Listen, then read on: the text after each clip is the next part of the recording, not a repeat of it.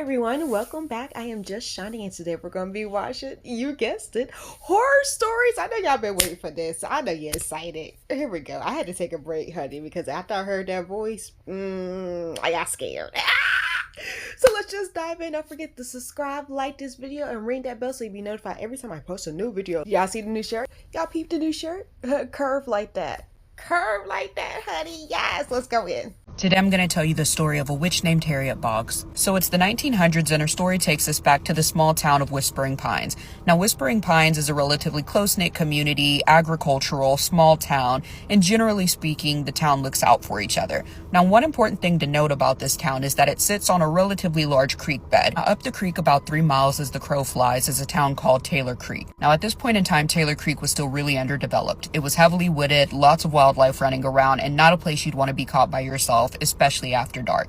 But of course, there are always those people who thrive in these environments, and Harriet Bogs was one of those. Because of Harriet's mysterious ways, her desire to live alone, and her relative reclusiveness, there were a lot of rumors that started to come out about her. Some reports claimed that the closer you got to Harriet's homestead, the more uneasy you would start to feel, and it would feel as though you were being followed.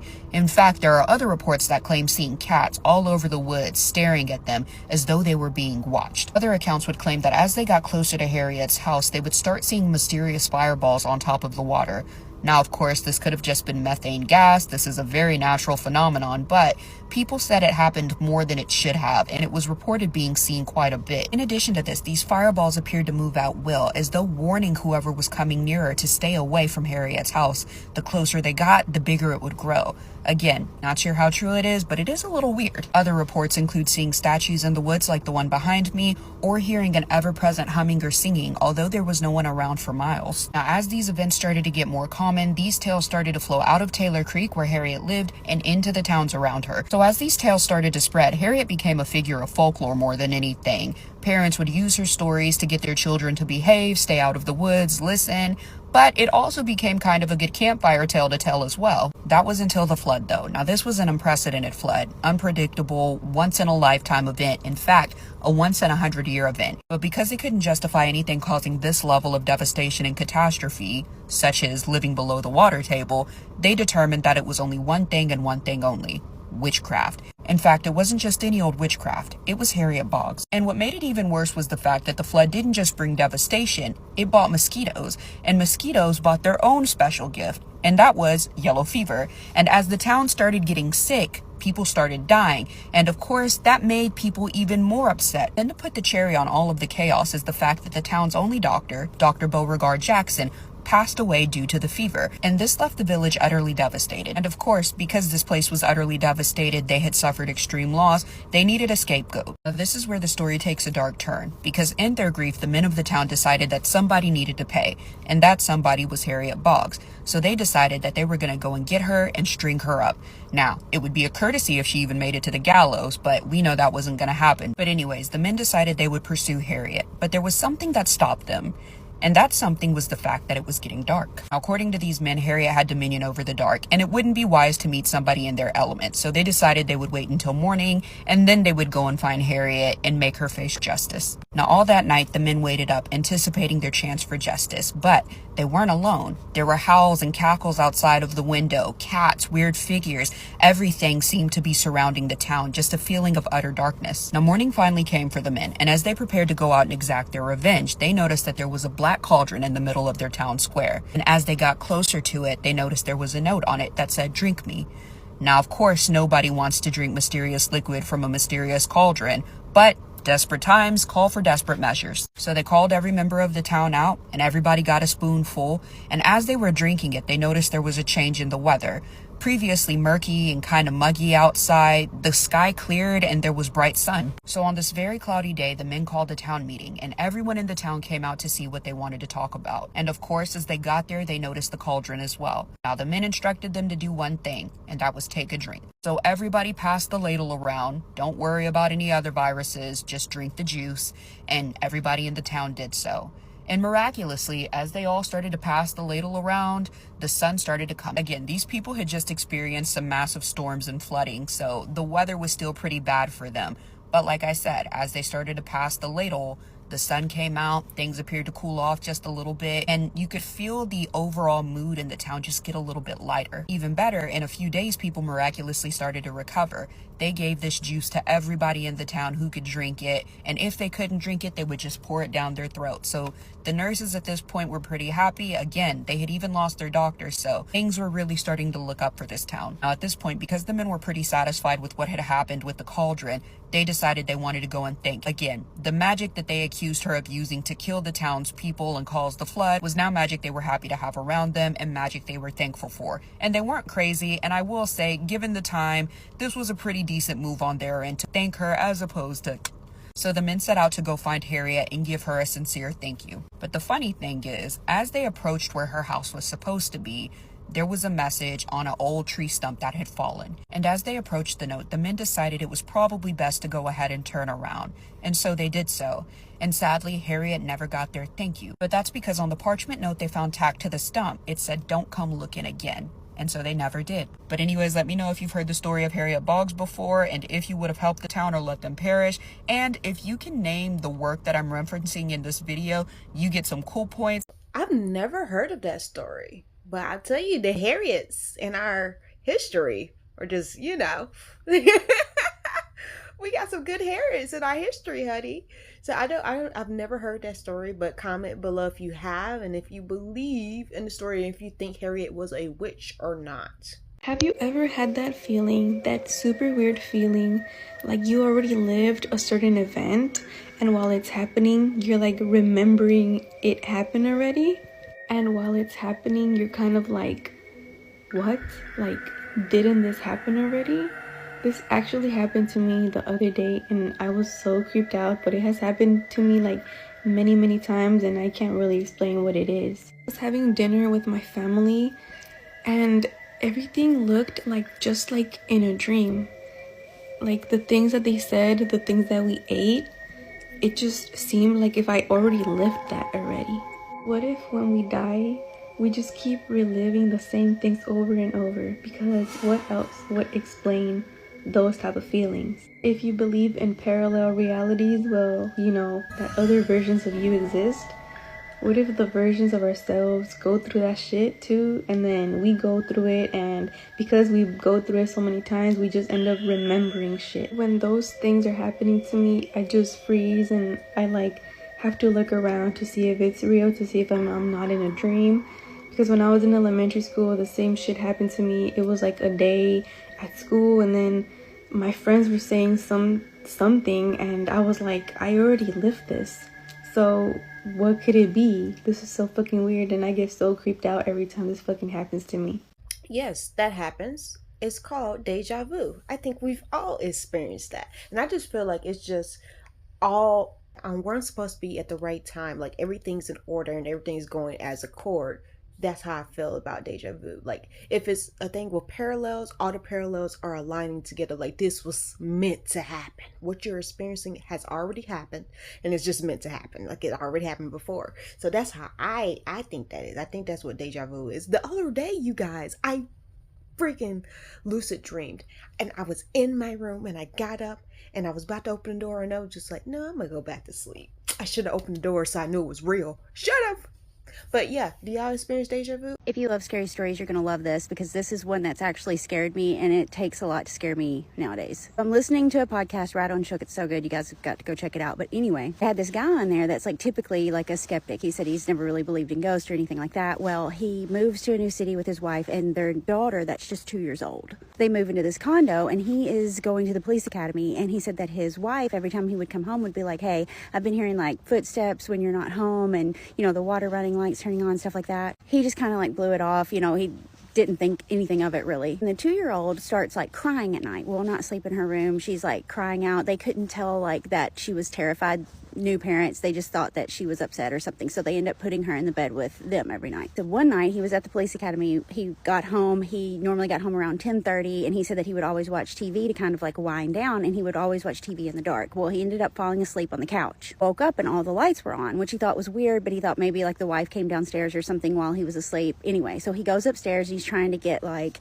situated, and that he'd hurt his shoulder while at the academy, so he typically slept on his stomach, but that night he ended up sleeping on his back. And I know what you're thinking. You're thinking, okay, sleep paralysis, but just wait. He said he was laying there for about maybe 5 minutes or something when he felt like something was in the room. And then when he opened his eyes, there was this guy that was like crouched down, like on his thighs, like half crouched, like half like on a pounce or something. It was a shirtless guy. He said that he immediately thought, okay, someone's broken our house. Like, it's about to go down, right? Well, he kept up in his mattress, like underneath, but the daughter is in the middle of him and his wife. I probably relate to this because I had a Hatman thing that happened like that, and I was convinced that someone had broke into my house, and you feel like everything's in slow motion, but it's all happening really fast. So he was scared that if he rolled over to get the whatever, that he would like attack him from the back and everything. So he just decided, okay, I'm just gonna fight him, right? Like rears back and then like sets up to hit him at the same time, and his fist just goes right through him. And he said he had like a major like adrenaline dump because of all the things that was happening. So he said he sat there for about like 20 seconds or something trying to collect his thoughts when he looked like to his right and looked out into the hallway, and there that guy was again in the bathroom, but this time he was just peeking around the corner like this, you know, just his head. Immediately is like, oh my God, what's happening? So he wakes his wife up and he's like, you're right, we gotta go, so we gotta get the hell out of here. So immediately they start collecting their stuff, but they're so frightened that they like hold on to each other the entire time that they're gathering all their stuff. Get all their stuff together, they get the hell out of there, they go to his mother-in-law's, I think, and they get there like in early morning hours, and they're like, listen, our condo's haunted, we can't stay there anymore, we gotta get out. So they end up staying with her, and they break the lease and everything. And he said the entire time that he was worried to tell anyone or say anything because he was in the police academy, and you have to have like these psychiatric evaluations and stuff, and he was scared that the landlord was going to say something to the police department like, hey, he broke his lease because of ghosts or something. But the landlord didn't say anything. The landlord just said, okay. Why would the landlord just say okay if that was the first time that had ever happened? They're not going to just break a lease that easy. Here's the weird part. He said that the ghost looked exactly like David Koresh, which was the cult leader back in Waco, Texas, in the 90s. So that wasn't that long ago. So why would the cult leader be there? Was it something to do with him being like a cop, or was it not even that guy? It just looked like him. Like, who was it? It reminds me a lot of my Hatman story. He didn't like get on the bed, but he like leaned in real close and got in my face. And yeah, I was convinced that it was a real person, not a ghost. And then when you have that like in your mind and then you see them again later and then you realize like, oh my God, this is a ghost. Scary. Check out that podcast though. They have amazing stories like that. So good. Ciao. I don't blame him. That whole story, like, because if I wake up and all the lights are on, yeah, we have a problem. I, literally, I'm waking up my wife and be like, am I crazy? Girl, no, he did the right thing. Woke up the wife, got all their stuff and left. Broke the lease that night. Because I don't understand why other people decide, oh, we're just going to hang around and stick it out. Heck no. I don't care how much it is to break the lease. I have broken a lease before. I'm getting the freak out of Dodge, honey. I'm not staying. This is your house. This is yours. Keep it. Cool. All right, I got a scary story for you. This is a true story that my coworker told me one day when we were sitting around on break having a conversation about whether or not we believed in ghosts, and it genuinely freaked me out. So he said back when he was a freshman in college, there was this dorm building on his campus that had been completely shut down. The building had been closed shortly after a tragedy had taken place there, where a young woman who was a freshman at the school had unalived herself in her dorm room. So one night, my coworker and one of his college buddies are just sort of roaming around campus looking for something to do when they suddenly find themselves by this building. Now, they had heard the story about what had happened in there, and they knew that the school had closed the building off to any students, but being young, adventurous college kids, they kind of looked at each other and were like, screw it, let's see if we can get in there and explore the place. To their surprise, they actually managed to get into the building pretty easily. And once they were in there, they saw that most of the furniture had been cleared out, lights were off, and even many of the doors inside were deadbolted. So it was clear that no one had been living in that building for quite some time. So they continue exploring the place, just walking up and down the halls and checking out the different rooms, or at least the ones they could get into. Eventually, they found themselves on this one floor of the building that had pretty much nothing but dorm rooms. So they're walking down this one hallway, and as they go, they're stopping at each of the dorm rooms and trying the doors to see if any of them are unlocked or if they can get in, but sure enough, they're all deadbolted. But eventually, they find this one door that doesn't have a lock on it, so they're like, oh, finally, maybe we can actually get into this room. So they try to open it, but for whatever reason, they can only seem to get the door open by like a couple inches. In his own words, he said it was as if someone was on the other side of the door trying to hold it shut. So they're standing there struggling with this door, trying to open it, but it won't budge, and they're looking at each other like, what the hell's on the other side of this door that's blocking it? Eventually, they just get fed up and they say, you know what, let's just move on and try to explore some other rooms. But as they start to walk away, they hear the door behind them slowly creak open. Now, his buddy who's with him is just immediately spooked and just takes off running and just kind of leaves him behind. But my coworker has the opposite response, and he actually freezes there for a moment before he slowly turns around, and when he does, he sees that, sure enough, the door is open and that there's actually a young woman standing in the doorway. And unlike his friend, he wasn't scared, he actually felt bad, so he immediately starts apologizing to her. He's like, oh my God, I'm so sorry. Like, my friend and I were just exploring this place. We thought it was closed down. We didn't think anybody was living in these rooms. Like, we're really sorry for bothering you. I hope we didn't scare you at all. And the girl was actually really cool about it. She didn't seem upset at all. She told him that it was okay and that she understood, and even introduced herself and began to strike up a conversation with him. So they start making small talk, just talking about, you know, that they're both freshmen and where they're from and, you know, what their majors are and just things like that. And eventually she tells him that she had actually transferred from another school but is now living on this campus and that this is her dorm room. And it was on that note that my coworker goes, yeah, speaking of that, why are you living in this particular dorm room? Because this whole building is supposed to be shut down and all the other doors on this floor are dead-bolted shut. Like, you're the only one who lives on this entire floor.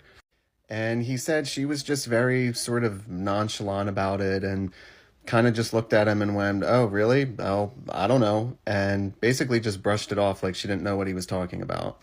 So he thought that was kind of weird, but he figured whatever. He didn't want to press her on it too much, so he continued just making small talk with her. But as he continued making small talk with her, he said eventually his eyes kind of started to drift past her and look behind her into the room. And it was then that he noticed that the room was completely empty. There was no furniture, no bed, no desk, no personal belongings. It was just a completely bare, empty room. So once he notices this, he's just immediately really confused and weirded out. So he tells her, you know what, I should probably get going. I gotta go find my friend, but it was nice meeting you. So they say goodbye and he leaves and catches up with his friend and tells him all about that sort of both normal but weird exchange that he just had with this girl. So days go by and he's still just trying to wrap his head around this weird interaction. And he eventually gets to the point to where he's like, you know what, I'm going to look up that case where the girl had unalived herself in that dorm building. So he looks it up and he finds the name of the girl who had passed away in there. And sure enough, it was the same name as the girl that he had talked to that night. He said him and his friend have never gone back into that building and that it's still abandoned till this very day. If you like this video, stay tuned because I'm going to be posting more creepy stories on here. And even if you have one yourself, feel free to DM me and maybe I'll read it. Thanks.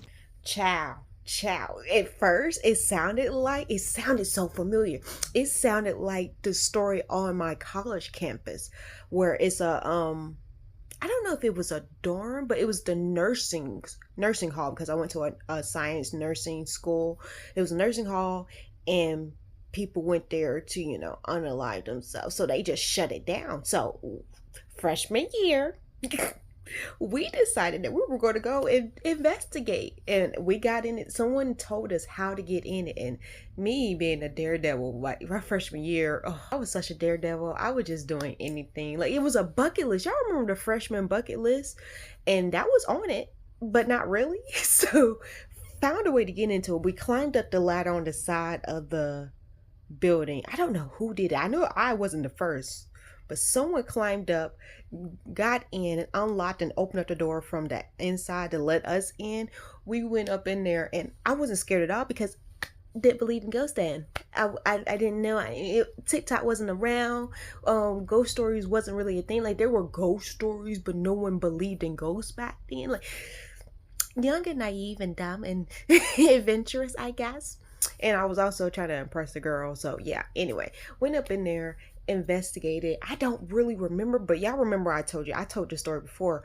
I took videos of it because I was just like, yo, people aren't going to believe that we actually went into this building. Like, it was a group of us, and we were just like, we're just going to do it, and we're going to tell people, but they're going, they're going to want to have proof. So I was like, okay, I got my camera, took a video, the whole thing. We walked into this room full of mirrors, and because it was like a nursing but like slash dancing studio kind of sort. I know, I can't remember, but I know it was nursing classes in there, so maybe there was a dance studio in there too. I don't know why there was just a whole bunch of mirrors. I don't know, maybe it was, I don't know. Anyway, went up in there, did our thing in front of the mirrors, everything. I feel like something creepy happened to make us leave. Like something moved without us knowing it, and we were just like, oh, laughing out scared, and then we just leave, and we're just like, okay, cool, and we're going with our day. And at the end of the night, I was just like, oh yeah, I have the footage. Oh my gosh, because we were telling people, we were like, we went there. I got the footage. Went to pull up the full footage, gone. Absolutely erased. Everything is erased from the time we were recording outside the building to the time we left the building. Everything gone. All the footage gone. And I was just like, well, but no, that was creepy. I would have been like his friend, and I would have booked it. Like, that was so brave of him to stay back and have a conversation. Like, maybe that's all she needed. That's all she needed probably in her awakened life, her aliveness. That's probably all she needed, was somebody to talk to. That is sad, but sweet at the same time, and scary. That was everything I needed in a story. But yeah, what would you have done? Would you have read? Would you have been like me and read? I know back then when I was a freshman, I probably wouldn't have ran. I probably would have, did what he did and stayed and talked. But judging from right now, I feel like I would have ran. Follow all these creators, like this video, and don't forget to subscribe.